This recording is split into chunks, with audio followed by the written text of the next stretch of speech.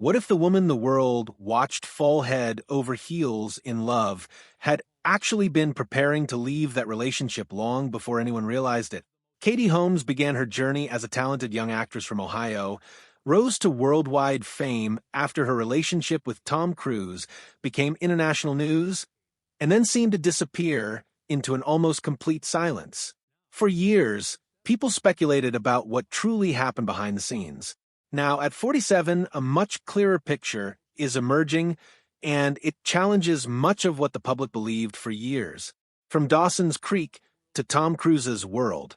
Long before Katie Holmes became known for her high-profile marriage, she was simply a determined young woman from Toledo, Ohio, with impressive academic achievements and a passion for acting. Born Kate Noel Holmes on December 18, 1978, she was the youngest of 5 children. Her mother stayed home to raise the family, while her father worked as an attorney after playing college basketball at Marquette University. Holmes grew up in the Catholic faith, attended an all-girls Catholic school, and earned an SAT score of 1310 out of 1600. Her father originally hoped she would pursue medicine. Instead, she followed a very different path, one that eventually made her one of television's most recognizable faces. While still in high school, Holmes recorded her audition for Dawson's Creek in the basement of her family home, with her mother reading the other characters' dialogue. That homemade audition earned her the role of Joey Potter. The series aired from 1998 through 2003 and turned Holmes into a nationwide star, especially among younger viewers who grew up watching the show. As the early 2000s arrived, she expanded into major film roles and established a successful career based on her own talent and choices. At that stage, her identity was entirely separate from the Hollywood spotlight that would later redefine how the public viewed her. Her personal life also appeared stable during those years. Holmes dated her Dawson's Creek co-star Joshua Jackson, whom she later called her first love. She later became engaged to actor Chris Klein in late 2003, but their relationship ended in early 2005. Just a few months later, everything changed in ways almost no one expected. When Tom Cruise entered her life in April 2005, public attention around Katie Holmes transformed almost overnight. To the outside world, it looked like an unforgettable whirlwind romance. Cruise's now-famous appearance on The Oprah Winfrey Show in May 2005, where he enthusiastically declared his love by jumping on the couch, became one of the defining celebrity moments of that era and shaped public perception of their relationship from the beginning. Behind the headlines, however, reports later suggested there was more to the story. According to Vanity Fair, the Church of Scientology had allegedly conducted a confidential process of identifying and evaluating possible partners for Cruise following his relationships with Nicole Kidman and Penelope Cruz. Multiple published reports claimed Holmes emerged as the preferred match. Before dating Cruise, Holmes had been raised as a Catholic. She did not become involved with Scientology until after their relationship had begun, a detail often highlighted when examining the events that followed. The relationship moved remarkably fast. Just 7 weeks after meeting, the couple announced their engagement, surprising even many people who knew them personally. Their daughter, Suri Cruz, was born on April 18, 2006, exactly 1 year after the couple first went public with their romance. Later that November, Holmes and Cruz were married during a Scientology ceremony at the historic 15th-century Odescalchi Castle in Italy, marking the beginning of one of Hollywood's most closely watched marriages. The ceremony took place at the historic Odescalchi Castle in Bracciano, Italy, after the couple had legally completed a civil marriage in Los Angeles just 1 day earlier. To the public, their relationship appeared to be the perfect Hollywood romance. Behind closed doors, however, cracks had already begun to appear. What followed was far more than an ordinary celebrity breakup. It became a story involving close monitoring, careful legal planning, personal determination, and a woman who chose to take control of her future before history repeated itself. The first signs of that decision began long before anyone outside her closest circle realized something was wrong. The quiet years and life under constant watch. After Katie Holmes became part of Tom Cruise's world, People familiar with the situation later described a dramatic shift in the atmosphere surrounding her. According to Ron Miscavige, the late father of Scientology leader David Miscavige, members of Scientology's Sea Org reportedly lived inside the family's home. While they were officially there to provide assistance, Ron claimed their presence also meant the household was under nearly constant observation. In a 2016 interview with the Daily Mail, Ron Miscavige said Holmes was uncomfortable with that arrangement and believed it placed enormous strain on the marriage. He described the environment as restrictive and highly controlling for the young actress. Reports suggested that this level of oversight gradually became more difficult for Holmes to accept. She had been raised in a family that valued personal privacy and independence, with a father whose legal background encouraged careful thinking and self-reliance. Living in a home where individuals connected to an organization she had not been raised in were reportedly keeping a close watch over daily life was a dramatic contrast to the upbringing she had always known before meeting Cruise. The experience of Nicole Kidman also remained an important point of reference throughout the marriage. Following her 2001 divorce from Cruise, Kidman became largely separated from Connor and Isabella, the two children she and Cruise had adopted together. Former senior Scientology official Marty Rathbun later claimed that the church played a significant role in the distance that developed between Kidman and the children after the divorce, allegations that have received public attention but have been disputed by the Church of Scientology. Former senior Scientology executive Marty Rathbun claimed that the church actively worked to separate Cruise from Kidman. He also alleged that Connor and Isabella were later educated within Scientology, a development that reportedly deepened the divide between the children and their mother. For Holmes, observing what had happened to Kidman reportedly underscored the seriousness of her own situation. The consequences served as a reminder of what could be at stake.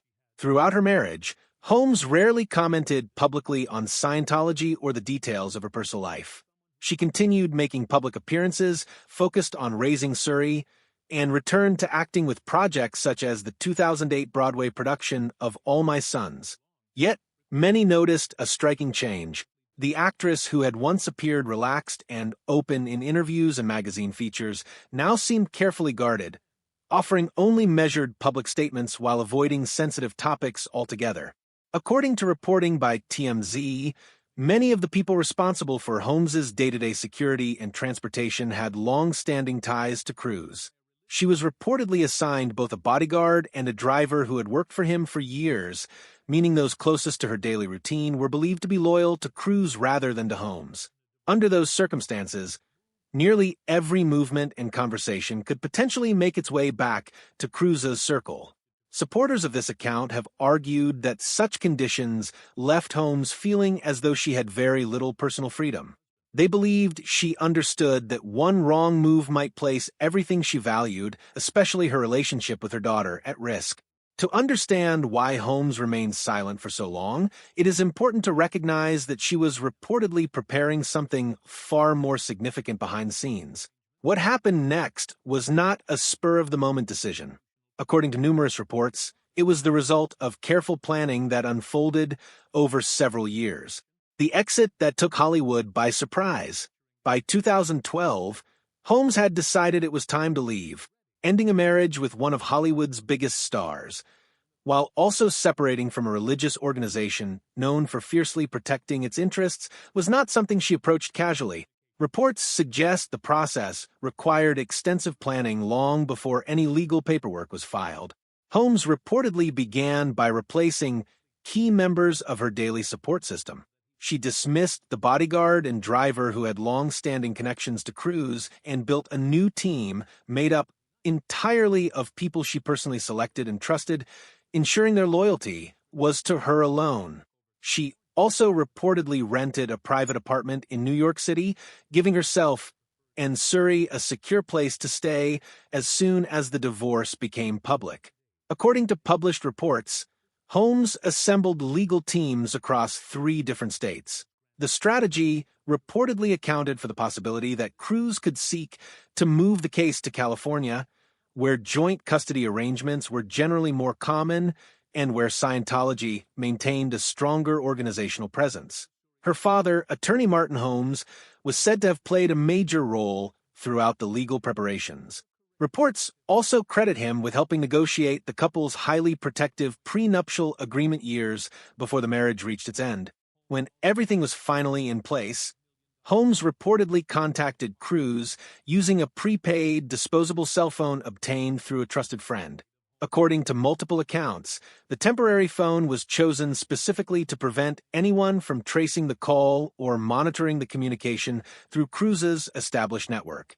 The call was made only after Holmes had positioned herself where she believed she and Surrey would be safe. At the time, Cruz was in Iceland filming a movie, and according to sources who spoke with People, the news of the divorce caught him completely off guard. They reported that he was genuinely stunned when he learned Holmes had filed.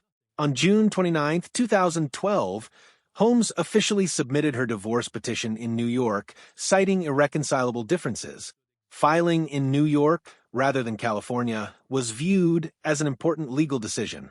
Family courts in New York were generally considered less favorable to the type of joint custody arrangement Cruz was expected to seek.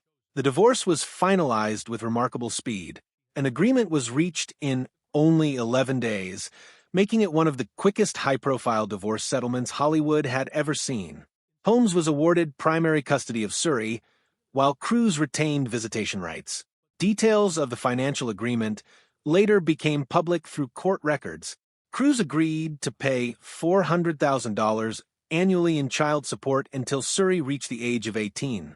Those payments covered expenses including education, healthcare, insurance, and extracurricular activities, totaling roughly $4.8 million over 12 years. Holmes also reportedly received approximately $5 million as part of the overall settlement. One reported provision of the agreement would shape the public's perception of Holmes for years afterward. According to reports, including one published by Radar Online in 2016, the settlement included a confidentiality clause.